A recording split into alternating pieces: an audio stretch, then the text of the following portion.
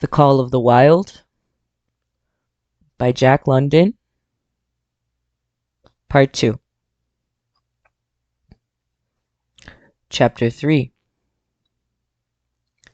The Dominant Primordial Beast. The dominant primordial beast was strong in buck, and under the fierce conditions of trail life it grew and grew.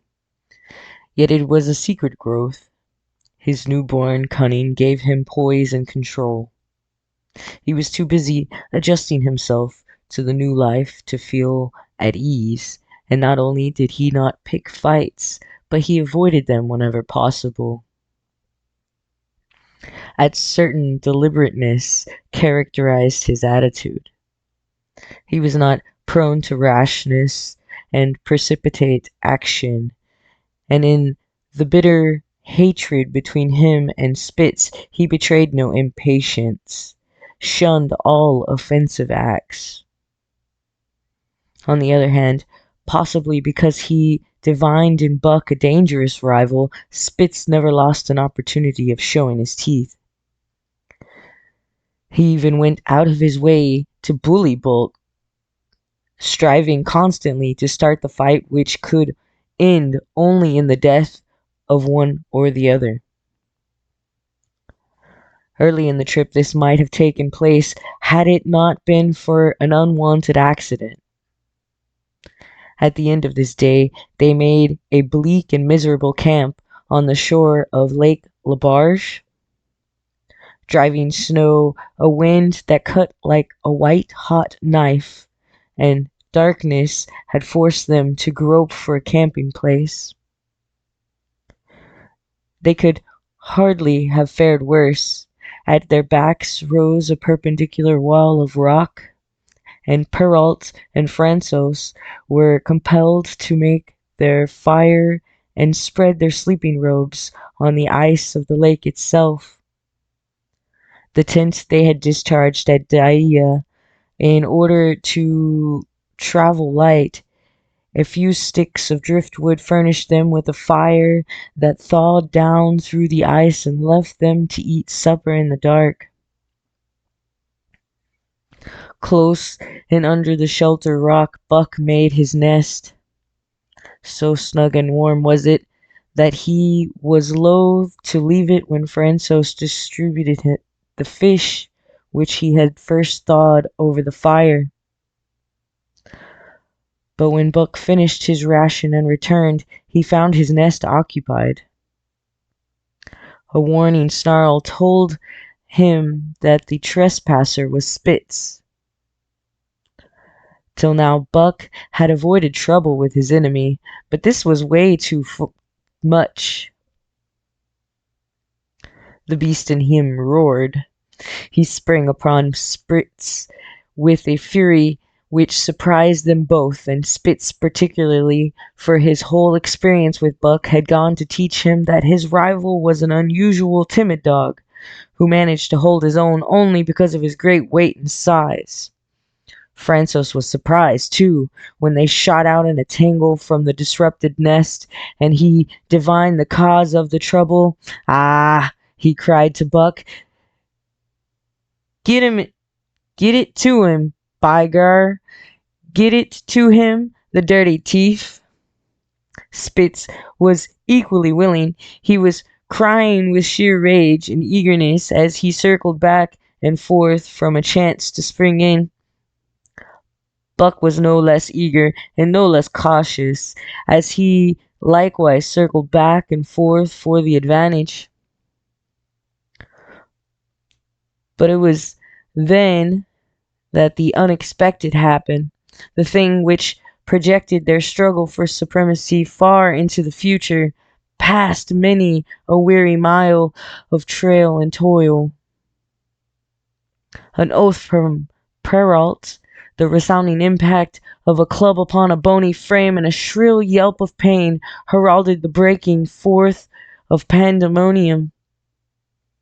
The camp was suddenly discovered to be alive with skulking furry forms, starving huskies, 4 or 5 score of them, who had scented the camp from some Indian village. They had crept in while Buck and Spitz were fighting, and when the two men sprang among them with stout clubs, they showed their teeth and fought back. They were crazed by the smell of the food. Perrault found one with head buried in the grub box. His club landed heavily on the gaunt ribs, and the grub box was capsized on the ground. On the instant, a score of the famished brutes were scrambling for the bread and bacon. The clubs fell upon them unheeded. They yelled and howled under the rain of blows, but struggled none the less madly till the last crumb had been devoured. In the meantime, the astonished team dogs had burst out of their nest only to be set upon by the fierce invaders. Never had Buck seen such dogs. It seemed as though their bones would burst through their skins. They were mere skeletons draped loosely in draggled hides, with blazing eyes and slavered fangs. But the hunger madness made them terrifying, irresistible. There was no opposing them. The team dogs were swept back against the cliff at the first onset. Buck was beset by 3 huskies, and in a trice his head and shoulders were ripped and slashed. The din was frightful. Billy was crying as usual. Dave and Solek, dripping blood from a source of wounds, were fighting bravely side by side. Joe was snapping like a demon. Once his teeth closed on the foreleg of a husky, and he crouched down through the bone. Pike, the malinger, leapt upon the crippled animal, breaking its neck with a quick flash of teeth and a jerk. Buck got a frothing adversary by the throat and was sprayed with blood when his teeth sank through the jugular. The warm taste of it in his mouth goaded him to greater fierceness. He flung himself upon another, and at the same time felt teeth sink into his own throat. It was Spitz, treacherously attacking from the side. Perrault and Francois, having cleaned out their part of the camp, hurried to save their sled dogs. The wild wave of famished beast rolled back before them, and Buck shook himself free. But it was only for a moment. The 2 men were compelled to run back to save the grub, upon which the huskies returned to the attack on the team. Billy, terrified into bravery, sprang through the savage circle and fled away over the ice. Pike and Dub followed on his heels, with the rest of the team behind. As Buck drew himself together to spring after them, out of the tail of his eye he saw Spitz rush upon him, with the evident intention of overthrowing him. Once off his feet and under the mask of huskies, there was no hope for him. But he braced himself to the shock of Spitz's charge, then joined the flight out of and on the lake. Later, the 9 team dogs gathered together and sought shelter in the forest. Though unpursued, they were in a sorry plight. There was not one who was not wounded in 4 or 5 places, while some were wounded grievously. Dub was badly injured in a hind leg. Dolly, the last husky added to the team at Daiya, had a badly torn throat. Joe had lost an eye, while Billy, the good-natured, with an ear chewed and rent to ribbons, cried and whimpered throughout the night. At daybreak, they limped wearily back to camp to find the marauders gone and the 2 men in bad tempers. Fully half their grub supply was gone. The huskies had chewed through the sled lashings and canvas coverings. In fact, nothing, no matter how remotely eatable, had escaped them. They had eaten a pair of Perrault's moose hide moccasins, chunks out of the leather traces, and even 2 feet of lash from the end of François's whip. He broke from a mournful contemplation of it to look over his wounded dogs. "Aw, my friends," he said softly. "Maybe it make you mad, dog, those many bites. Maybe all mad, dog. Sacredem. What you think, Perrault?" The courier shook his head dubiously. With 400 miles of trail still between him and Dawson, he could ill afford to have madness break out among his dogs. 2 hours of cursing and exertion got the harness into shape, and the wound-stiffened team was under way, struggling painfully over the hardest parts of the trail they had yet encountered, and for that matter, the hardest between them and Dawson. The 30-mile river was wide open. Its wild water defied the frost, and it was in the eddies only, and in the quiet places, that the ice held at all.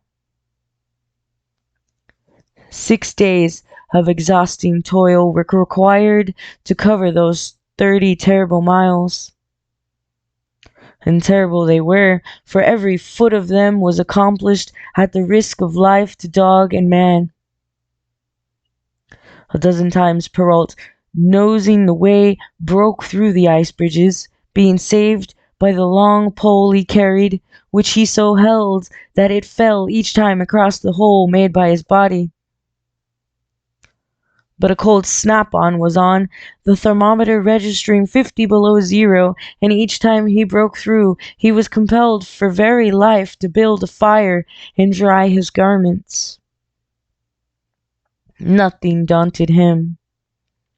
It was because nothing daunted him that he had been chosen for government courier.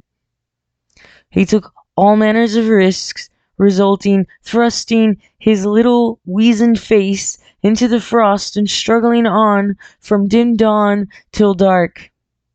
He skirted the frowning shores on rim ice that bent and cracked underfoot and upon which they dared not halt. Once the sled broke through with Dave and Buck, and they were half frozen and all but drowned by the time they were dragged out. The usual fire was necessary to save them. They were coated solidly with ice, and the 2 men kept them on the run around the fire, sweating and thawing, so close as they were singeing by the flames. At another time, Spitz went through, dragging the whole team after him up to Buck, who strained backward with all his strength, his forepaws on the slippery edge, and the ice quivering and snapping all around. But behind him was Dave, likewise straining backwards, and behind the sled was Francos, pulling till his tendons cracked. Again the rim ice broke away before and behind, and there was no escape except up the cliff. Perrault scaled it by a miracle, with Francos praying for just that miracle, and with every thong and sled lashing and the last bit of harness rove into a long rope, the dogs were hoisted one by one to the cliff crest. Francos came up last after the sled and load. Then came the search for a place to descend, which descent was ultimately made by the aid of the rope, and night found them back on the river with a quarter of a mile to the day's credit.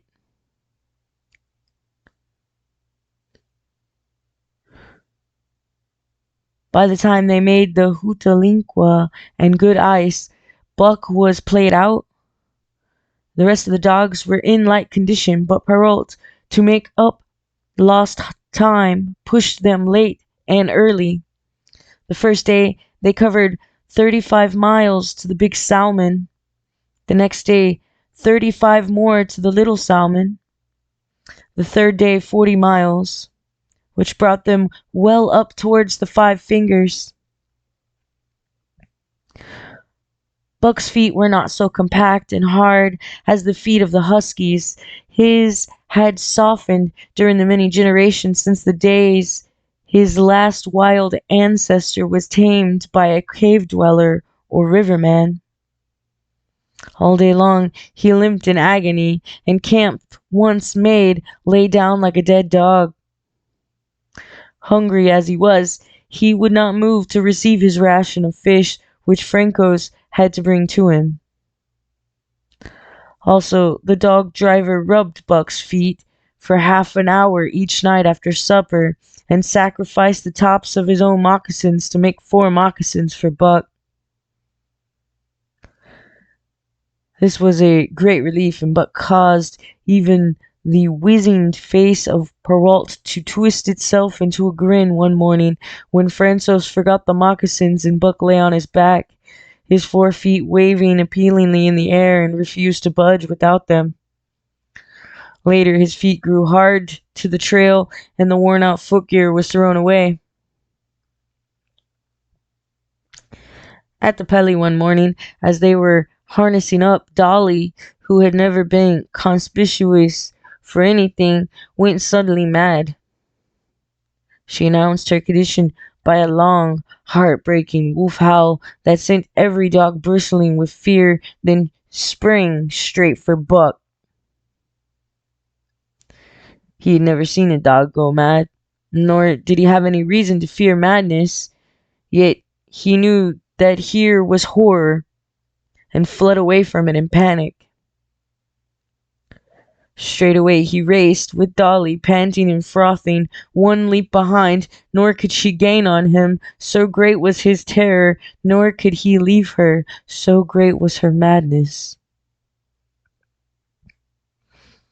He plunged through the wooded breast of the island, flew down to the lower end, crossed a back channel, filled with rough ice, to another island, gained a 3rd island, curved back to the main river, and in desperation started across it. And all the time, though he did not look, he could hear her snarling just 1 leap behind. Francos called to him a 1/4 of a mile away, and he doubled back, still 1 leap ahead, grasping painfully for air, and putting all his faith in that Francos would save him. The dog driver held the axe poised in his hand, and as Buck shot past him, the axe crashed down upon Mad Dolly's head. Buck staggered over against the sled, exhausted, sobbing for breath, helpless. This was Spitz's opportunity. He sprang upon Buck, and twice his teeth sank into his unresting foe and ripped and tore the flesh to the bone. Then Franco's lash descended, and Buck had the satisfaction of watching Splitzes receive the worst whipping as yet administered to any of the team. "One devil, that Spitz," remarked Perrault. "Some day, damn day, him kill that Buck." "Dat Buck 2 devils," was Franco's rejoinder. "All de time I watch dat Buck, I know for sure. Listen, some damn fine day, him get mad like hell, and den him chew dat Spitz all up, and spit him out on the snow. Sure I know." From then on, it was war between them. Spitz, as lead dog and acknowledged master of the team, felt his supremacy threatened by this strange Southland dog. And strange Buck was to him, for of the many Southland dogs he had known, not one had shown up worthily in camp and on trail. They were all too soft, dying under the toil, the frost, and starvation. Buck was the exception. He alone endured and prospered, matching the husky in strength, savagery, and cunning. Then he was a masterful dog, and what made him dangerous was the fact that the club of the man in the red sweater had knocked all blind pluck and rashness out of his desire for mastery. He was preeminently cunning and could bide his time with a patience that was nothing less than primitive. It was inevitable that the clash for leadership should come. Buck wanted it. He wanted it because it was his nature, because he had been gripped tight by that nameless, incomprehensible pride of the trail and trace, that pride which holds dogs in the toil to the last gasp, which lures them to die joyfully in the harness and breaks their hearts if they are cut out of the harness. This was the pride of Dave as wheel dog, of Solex as he pulled with all his strength, the pride that laid hold of them at break of camp, transforming them from sour and sullen brutes into straining, eager, ambitious creatures. The pride that spurred them on all day and dropped them at pitch of camp at night, letting them fall back into gloomy unrest and uncontent. This was the pride that bore up Spitz and made him thrash the sled dogs who blundered and shirked in the traces or hide away at harness up time in the morning. Likewise, it was this pride that made him fear Buck as a possible lead dog, and this was Buck's pride too. He openly threatened the other's leadership. He came between him and the shirks he should have punished. And he did it deliberately.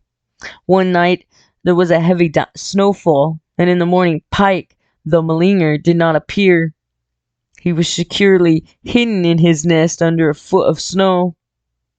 Francos called him and saw him in vain. Spitz was wild with wrath. He raged through the camp, smelling and digging in every likely place, snarling so frightfully that Pike heard and shivered in his hiding place. But when he was at last unearthed and Spitz flew at him to punish him, Buck flew with eagle rage in return. So unexpected was it, and so shrewdly managed, that Spitz was hurled backwards and off his feet. Pike, who had been trembling abjectly, took heart at this open mutiny and sprang upon his overthrown leader. Buck, to whom fair play was a forgotten code, likewise sprang upon Spitz. But Francos, chuckling at the incident while unswerving in the administration of justice, brought his lash down upon Buck with all his might. This failed to drive Buck from his prostrate rival, and the butt of the whip was brought into play. Half stunned by the blow, Buck was knocked backwards and the lash laid upon him again and again, while Spitz soundly punished the many times offending Pike. In the days that followed, as Dawson grew closer and closer, Buck still continued to interfere between Spitz and the culprits, but he did it craftily when Francos was not around. With the covert mutiny of Buck, a general insubordination sprang up and increased. Dave and Solex were unaffected, but the rest of the team went from bad to worse. Things no longer went right. There was continual bickering and jangling. Trouble was always afoot, and at the bottom of it was Buck. He kept Francos busy, for the dog driver was in constant apprehension of the life and death struggle between the two, which he knew must take place sooner or later. And on more than one night, the sound of quarreling and strife among the other dogs turned him out of his sleeping robe, fearful that Buck and Spitz were at it. But the opportunity did not present itself, and they pulled into Dawson one dreary afternoon, with the great fight still to come. Here were many men and countless dogs, and Buck found them all at work. It seemed the ordained order of things that dogs should work. All day they swung up and down the main street in long teams, and in the night their jingling bells still went by. They hauled cabin logs and firewood freight up to the mines, and did all manner of work that horses did in the Santa Clara Valley. Here and there Buck met Southland dogs, but in the main they were the wild wolf husky breed. Every night regularly, at 9, at 12, at 3, they lifted a nocturnal song, a weird and eerie chant, in which it was Buck's delight to join.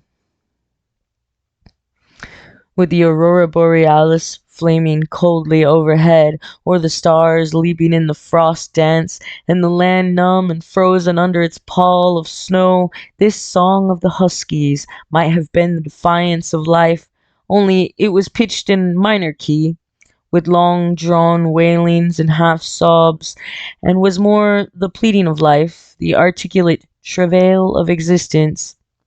It was an old song, old as the breed itself, one of the first songs of the younger world in a day when songs were sad. It was invested with the woe of unnumbered generations, this plaint by which Buck was so strangely stirred. When he moaned and sobbed, it was with the pain of living that was of old the pain of his wild fathers, and the fear and mystery of the cold and dark that was to them fear and mystery, and that he should be stirred by it marked the completeness with which he harked back through the ages of fire and roof to the raw beginnings of life in the howling ages. 7 days from the time they pulled into Dawson, they dropped down the steep bank by the barracks to the Yukon Trail and pulled for Dyea and Saltwater. Perrault was carrying dispatches, if anything more urgent than those he had brought in. Also, the travel pride had gripped him, and he purposed to make the record trip of the year. Several things favored him in this. The week's rest had recuperated the dogs and put them in thorough trim. The trail they had broken into the country was packed hard by later journeyers. And further, the police had arranged in 2 or 3 places deposit of grub for dog and man, and he was traveling light. They made 60 Mile, which is a 50-mile run, on the first day, and the second day saw them booming up the Yukon well on their way to Paley. But such splendid running was achieved not without great trouble and vexation on the part of Francos. The insidious revolt led by Buck had destroyed the solidarity of the team. It no longer was as one dog leaping in the traces. The encouragement Buck gave the rebels led them into all kinds of petty misdemeanors. No more was Spitz a leader greatly to be feared. The old awe departed, and they grew equal to challenging his authority. Pike robbed him of half a fish one night and gulped it down under the protection of Buck.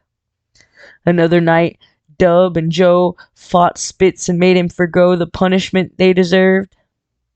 And even Billy, the good-natured, was less good-natured and whined not half so placatingly as in former days. Buck never came near Spitz without snarling and bristling menacingly. In fact, his conduct approached that of a bully, and he was given to swaggering up and down before Spitz's very nose. The breaking down of discipline likewise affected the dogs in their relations with one another. They quarreled and bickered more than ever among themselves, till at times the camp was a howling bedlam. Dave and Solex alone were unaltered, though they were made irritable by the unending squabbling. Francos swore strange barbarous oaths and stamped the snow in futile rage and tore his hair. His lash was always singing among the dogs, but it was of small avail. Directly his back was turned, they were at it again. He backed up Spitz with his whip, while Buck backed up the remainder of the team. Francos knew he was behind all the trouble, and Buck knew he knew. But Buck was too clever ever again to be caught red-handed. He worked faithfully in the harness, for the toil had become a delight to him. Yet it was a greater delight slyly to precipitate a fight amongst his mates and tangle the traces.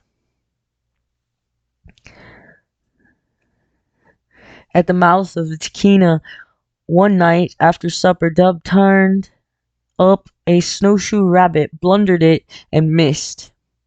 In a second, the whole team was in a full cry. 100 yards away was a camp of the Northwest Police with 50 dogs, huskies all, who joined the chase.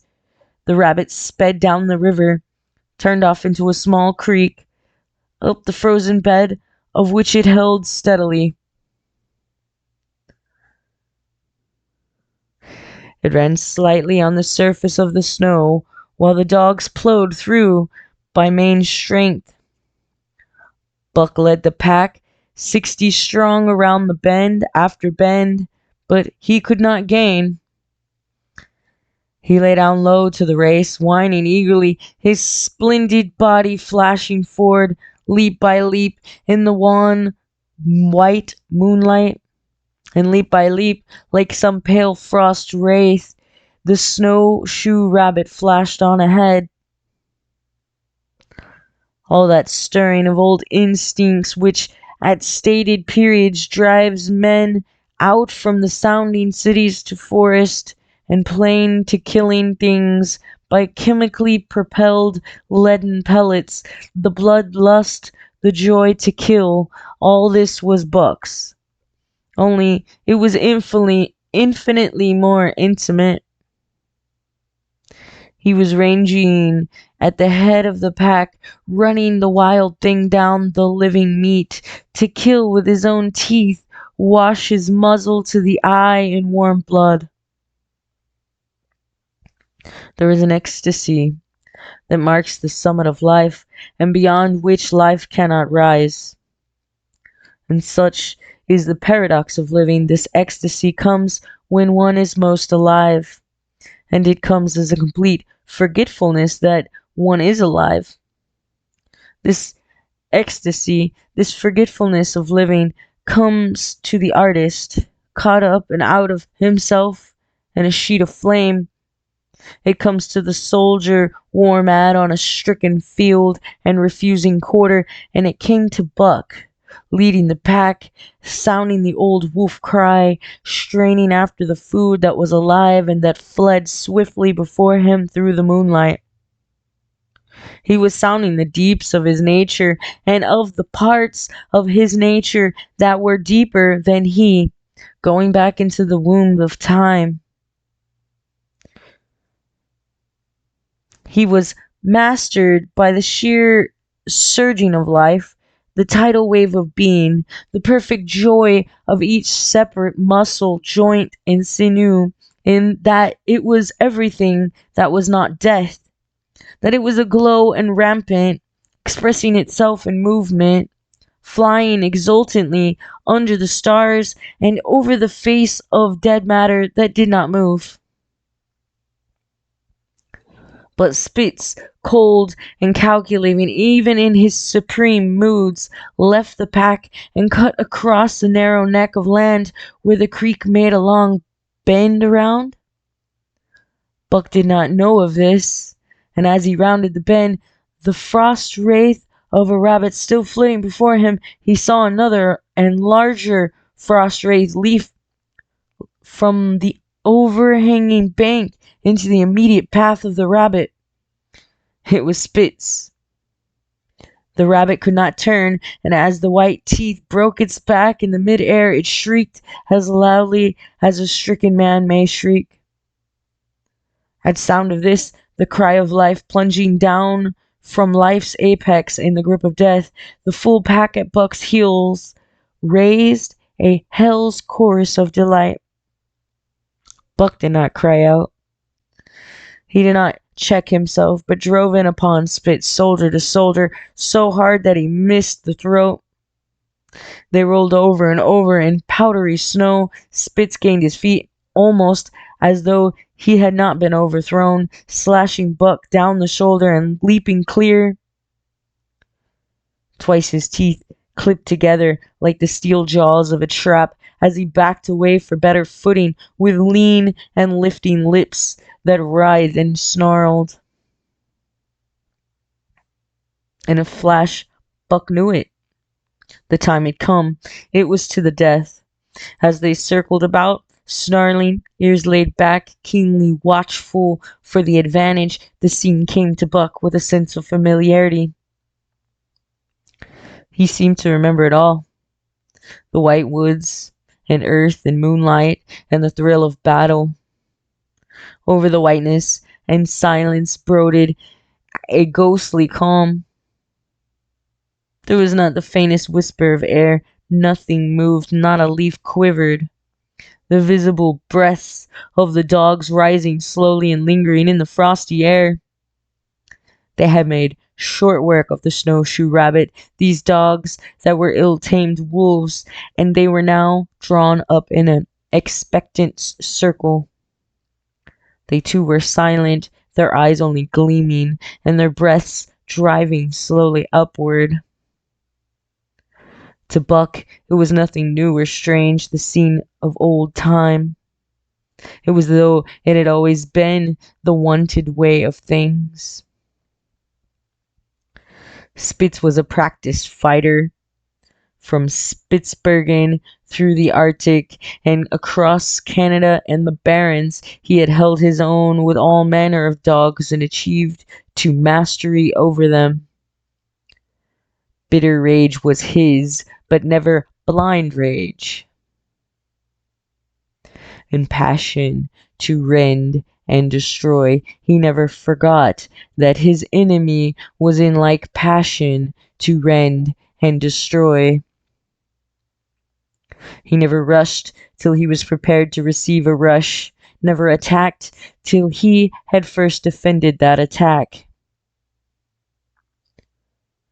In vain Buck strove to sink his teeth in the neck of the big white dog. Whenever his fangs struck for the softer flesh, they were countered by the fangs of Spitz. Fang clashed fang, and lips were cut and bleeding, but Buck could not penetrate his enemy's guard. Then he warmed up and enveloped Spitz in a whirlwind of rushes, time and time again.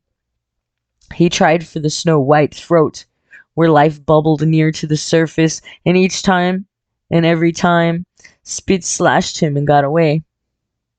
Then Buck took to rushing, as though for the throat, when suddenly, drawing back his head and curving in from the side, he would drive his shoulder at the shoulder of Spitz, as a ram by which to overthrow him. But instead, Buck's shoulder was slashed down each time, it's as Spitz leapt lightly away. Spitz was untouched while Buck was streaming with blood and panting hard. The fight was growing desperate, and all the while the silent and wolfish circle waited to finish off whichever dog went down. As Buck grew winded, Spitz took to rushing, and he kept him staggering for footing.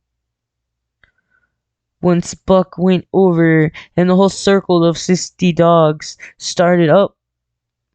But he recovered himself almost in midair, and the circle sank down again and waited.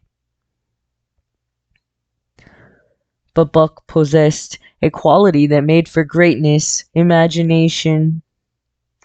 He fought by instinct, but he could not fight by head as well. But he could fight it by head as well. He rushed as though attempting the old shoulder trick, but at the last instant swept low to the snow and in. His teeth closed on Spit's left forefoot.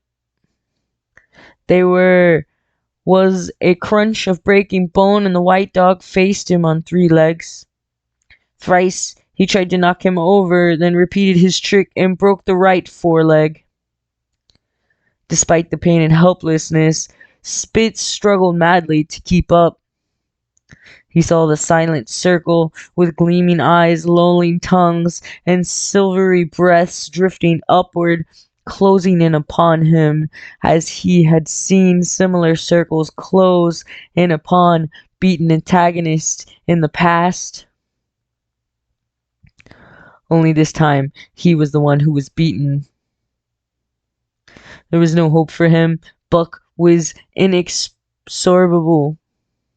Mercy was a thing reserved for gentler climbs. He maneuvered for the final rush. The circle had tightened till he could feel the breasts of the huskies on his flanks. He could see them beyond Spitz and to either side, half crouching for the spring, their eyes fixed upon him.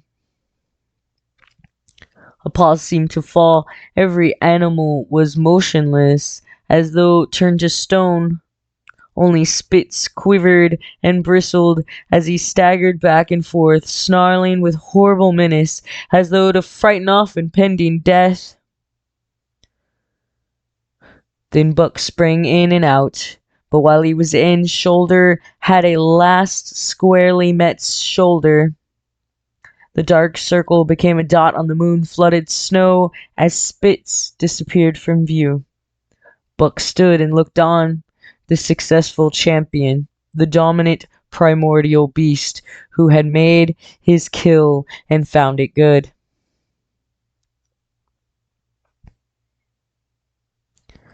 Chapter 4. Who has won to mastership?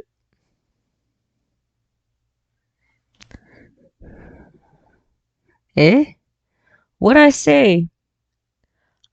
I spike true when I say that Buck 2 devils.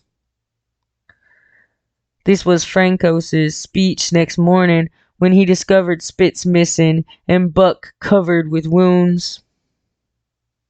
He drew him to the fire and by its light pointed them out.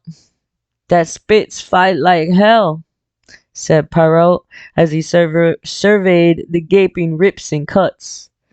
And that Buck fight like 2 hells. And now we make good time. No more Spitz, no more trouble, sure, was Francos's answer. While Perrault packed the camp outfit and loaded the sled, the dog driver proceeded to harness the dogs. Buck trotted up to the place Spitz would have occupied as leader, but Francos, not noticing him, brought Solix to the coveted position. In his judgment, Solix was the best lead dog left. Buck sprang upon Solix in a fury, driving him back and standing in his place. Eh? Francos cried, slapping his thighs gleefully. Look at that Buck.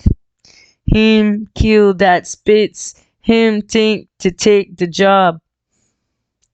Go away, joke, he cried, but Buck refused to budge. He took Buck by the scruff of the neck, and though the dog growled threateningly, dragged him to one side and replaced Solix. The old dog did not like it and showed plainly that he was afraid of Buck. Francos was obdurate, but when he turned his back, Buck again displaced Solix, who was not at all unwilling to go. Francos was angry. Now, by gar, I fix you, he cried, coming back with a heavy club in his hand. Buck remembered the man in the red sweater and retreated slowly, nor did he attempt to charge in when Solix was once more brought forward. But he circled just beyond the range of the club, snarling with bitterness and rage, and while he circled, he watched the club so as to dodge it if thrown by Francos, for he was become wise in the ways of clubs.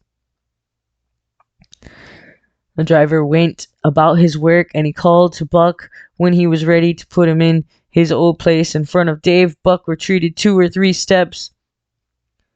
Francos followed him up, whereupon he again retreated. After some time of this, Francos threw down the club, thinking that Buck feared a thrashing, but Buck was in open revolt. He wanted not to escape a clubbing, but to have the leadership. It was his by right. He had earned it, and he would not be content with less. Perrault took a hand. Between them they ran him about for the better part of an hour. They threw clubs at him. He dodged. They cursed him and his fathers and mothers before him, and all his seeds to come after him, down to the remotest generation, and every hair on his body and drop of blood in his veins. And he answered curse with snarl, and kept out of their reach. He did not try to run away, but retreated around and around the camp, advertising plainly that when his desire was met, he would come in and be good. Franco sat down and scratched his head. Perrault looked at his watch and swore time was flying, and they should have been on the trail an hour ago. Franco scratched his head again. He shook it and grinned sheepishly at the courier, who shrugged his shoulders in sign that they were beaten. And then Francos went up to where Solek stood and called to Buck. Buck laughed as dogs laugh, yet kept his distance. Francos unfastened Solek's traces and put him back in the old place. The team harness stood harnessed to the sled in a broken line, ready for the trail. There was no place for Buck save at the front. Once more Francos called, and once more Buck laughed and kept away. "Throw down the club," Perrault commanded. Francos complied, whereupon Buck trotted in, laughing triumphantly, and swung around into position at the head of the team. His traces were fastened, the sled broken out, and with both men running, they dashed out onto the river trail. Highly as the dog driver had forevalued Buck with his 2 devils, he found, while the day was yet young, that he had undervalued. At a bound, Buck took up the duties of leadership, and where judgment was required, and quick thinking and quick acting, he showed himself the superior even of Spitz, and of whom Francos had never seen an equal. But it was in giving the law and making his mates live up to it that Buck excelled. Dave and Solex did not mind the change in leadership. It was none of their business. Their business was to toil, and toil mightily in the traces. So long as that were not interfered with, they did not care what happened. Billy, the good-natured, could lead for all they cared, so long as he kept order. The rest of the team, however, had grown unruly during the last days of Spitz, and their surprise was great now that Buck proceeded to lick them into shape. Pike, who pulled at Buck's heels, and who never put an ounce more of his weight against the breastband than he was compelled to do, was swiftly and repeatedly shaken for loafing. And ere the first day was done, he was pulling more than ever before in his life. The first night in camp, Joe, the sour one, was punished roundly, a thing that Spitz had never succeeded in doing. Buck simply smothered him by virtue of superior weight, and cut him up till he ceased snapping and began to whine for mercy. The general tone of the team picked up immediately. It recovered its old-time solidarity, and once more the dogs leaped as one dog in the traces. At the rink rapids, two native huskies, Teak and Kuna, were added, and the celebrity with which Buck broke them in took away Francos's breath. Never such a good dog as that Buck. No, never. Him worth $1,000, by gar. Eh, what you say, Perrault? And Perrault nodded. He was ahead of the record then and gaining day by day. The trail was in excellent condition, well packed and hard, and there were no new fallen snow with which to contend. It was not too cold. The temperature dropped to 50 below zero and remained there the whole trip. The men rode and ran by turn, and the dogs were kept on the jump with but infrequent stoppages. The 30-mile river was comparatively coated with ice, and they covered in one day going out what had taken them 10 days coming in. In 1 mile, they made a 60-mile dash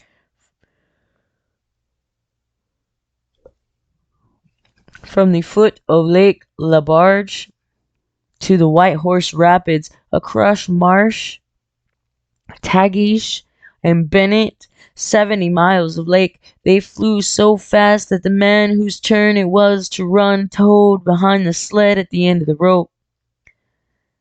And on the last night of the second week, they topped White Pass and dropped down the sea slope with the lights of Skagway and of the shipping at their feet. It was a record run. Each day for 14 days, they had averaged 40 miles. For 3 days, Perrault and Francois threw chest up and down the main street of Skagway and were deluged with invitations to drink, while the team was the constant center of a worshipful crowd of dog busters and mushers. Then 3 or 4 Western badmen aspired to clean out the town, were riddled like pepper boxes for their pains, and public interest turned to other idols. Next came official orders. Francos called Buck to him, threw his arms around him, wept over him. And that was the last of Francos and Perrault. Like other men, they passed out of Buck's life for good. A Scotch half-breed took charge of him and his mates, and in company with a dozen other dog teams, he started back over the weary trail to Dawson. It was no light running now, nor record time, but heavy toil each day, and with a heavy load behind, for this was the mail train, carrying word from the world to the men who sought gold under the shadow of the pole. Buck did not like it, but he bore up well to the work, taking pride in it, after the manner of Dave and Sullox, and seeing that his mates, whether they prided in it or not, did their fair share. It was a monotonous life, operating with machine light regularity. One day was very like another. At a certain time each morning, the cooks turned off, fires were built, and breakfast was eaten.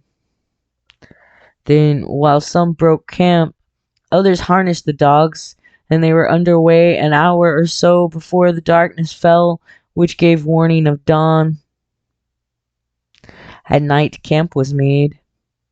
Some pitched the flies, others cut firewood and pine boughs for the beds, and still others carried water or ice for the cooks. Also, the dogs were fed to them. This was the one feature of the day, though it was good to loaf off around after the fish was eaten for an hour or so with the other dogs, of which there were 5 score and odd. There were fierce fighters among them, but 3 battles with the fiercest brought Buck to mastery, so that when he bristled and showed his teeth, they got out of his way.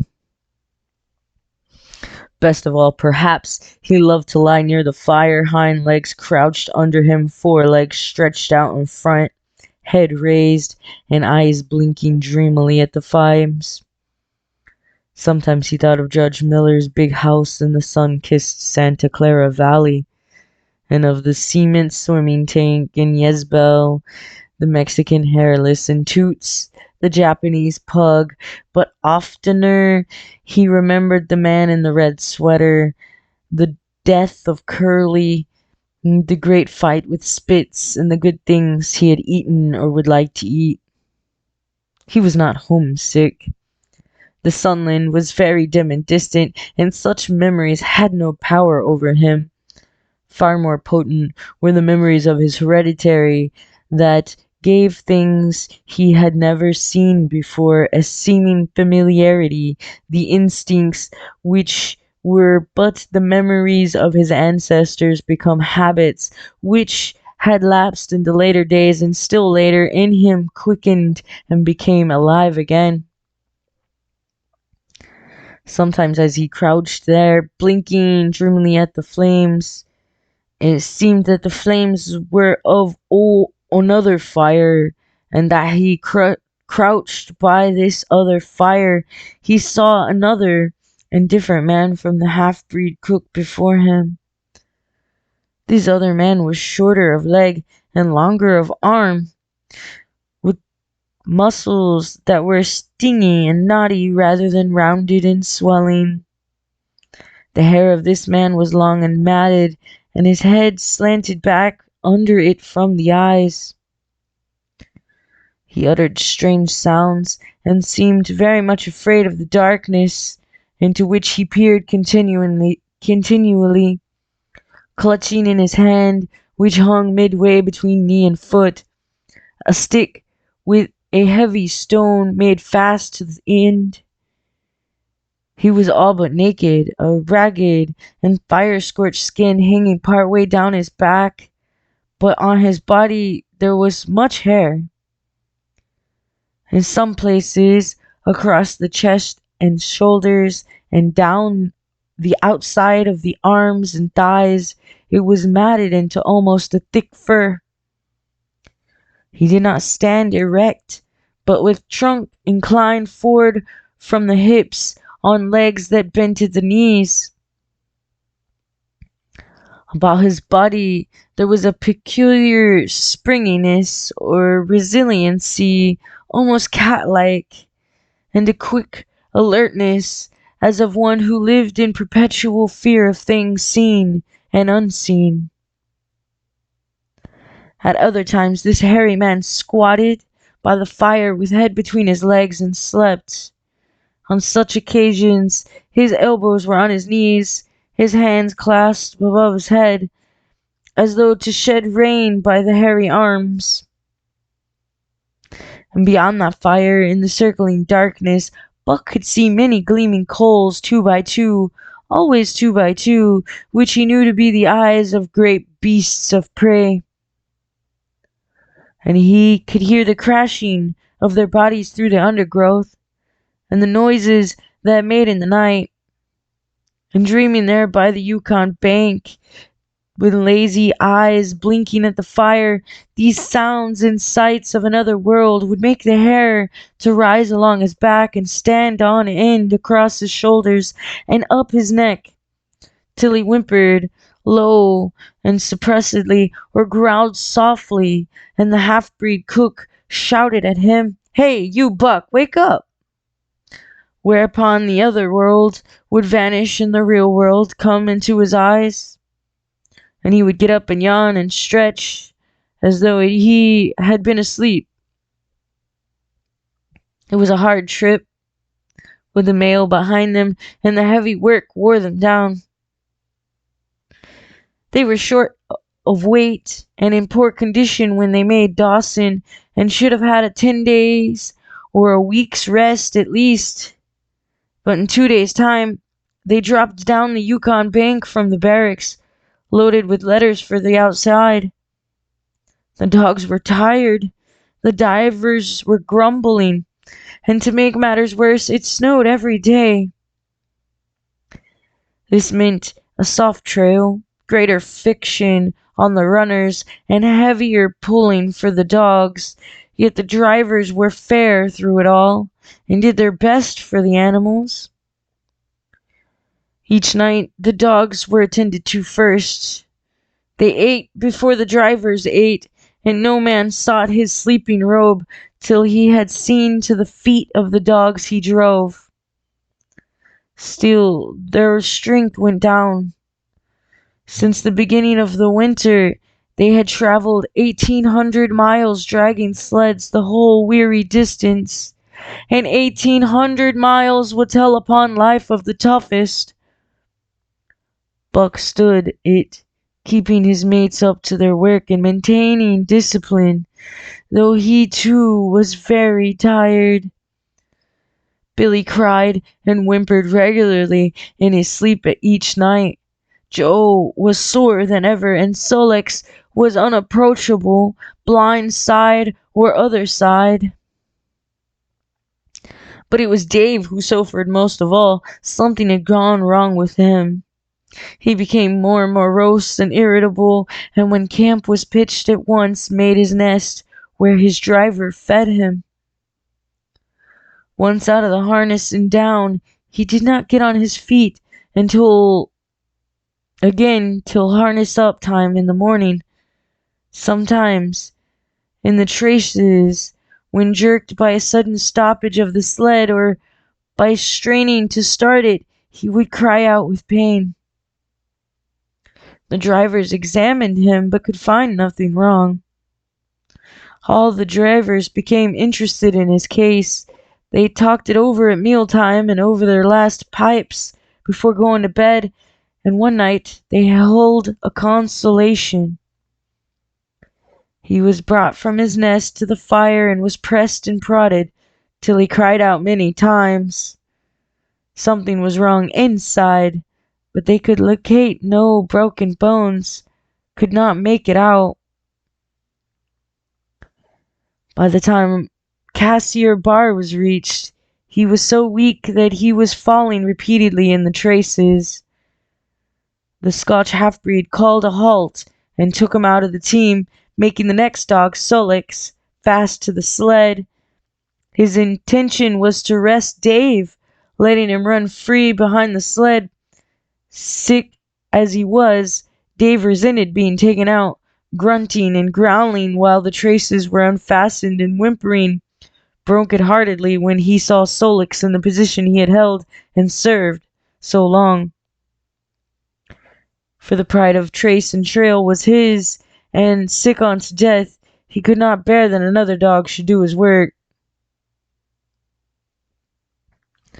When the sled started, he floundered in the soft snow alongside the beaten trail, attacking Sol-leks with his teeth, rushing against him, and trying to thrust him off into the soft snow on the other side, striving to leap inside his traces and get between him and the sled, and all the while whining and yelping and crying with grief and pain.